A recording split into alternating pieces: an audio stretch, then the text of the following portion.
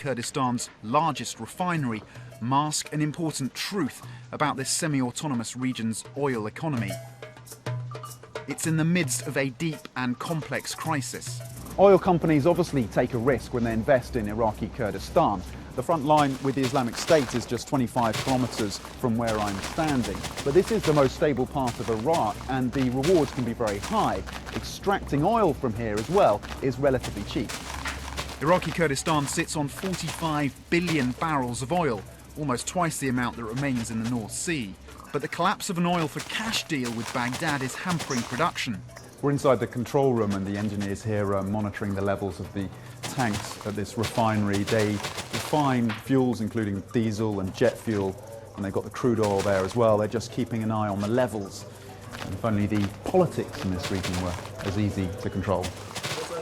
The end of payments from Baghdad, coupled with the weak oil price, has left the KRG broke. Civil servants aren't being paid, and some Western energy companies are owed tens of millions of dollars. Divisions amongst the Kurds are also impacting the industry, with rival groups vying for control of the best oil fields. We're at a major gathering here in Erbil. Some of the top lawmakers from Iraq and also this semi-autonomous region of Kurdistan have come here, along with members of the international community and the United Nations, to talk about the crisis facing this region, the economic crisis, the political crisis and the security crisis, and the divisions run very deep indeed. The province of Kirkuk is a case in point. Its leaders have fallen out with the KRG over control of the area's vast oil fields. في الحقيقة حكومة كركوك ليس لديها علم واضح بالمفاوضات التي تحصل بين المركز والأقليم في مسألة نفط كركوك. صار توجيه لتركيا بإيقاف التصدير قبل يومين من وزير النفط. وزير النفط أعلن أنه وجهنا تركيا بغلق التصدير لأنه الكميات التي يتم ضخها لا نعرفها من حقول كركوك أو من حقول الأقليم. كون لنا حقوق في البترول دولار سواء في الإنتاج أو التكرير، لنا حقوق للمحافظة، بالحقيقة لم يستجيب لنا لحد. Went to an oil refinery. And as the governor of Erbil told us, oil is only part of the problem. How serious is the economic crisis facing Iraqi Kurdistan? Yeah, there are three factors that affect our economy.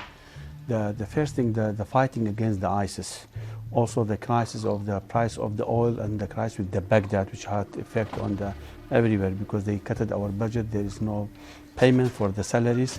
And the third issue is also the IDPs, the refugees who have been in the Kurdistan, because the population of the Kurdistan about 5 million people. We have more than 1.5 million. That means they are 30% of the population of the Kurdistan. And also they are sharing everything with our service with the people for the water, electricity, education, health care. So and also sometimes they are competing even the local people for the jobs. That's been affected of the economics in the Kurdistan, which will be make it living in the crisis. You've got obviously the divisions between the KRG and Baghdad, but you've also got the political divisions here in Iraqi Kurdistan itself. How do you resolve those divisions? Of course, that's right. Into the Kurdistan also there are problems. It's normal also sometimes, but also there's negotiations between among these parties, making all the main parties in the Kurdistan to reaching another agreement to passing this very critical period of time of the Kurdish history. The tensions have fueled Kurdish calls for independence.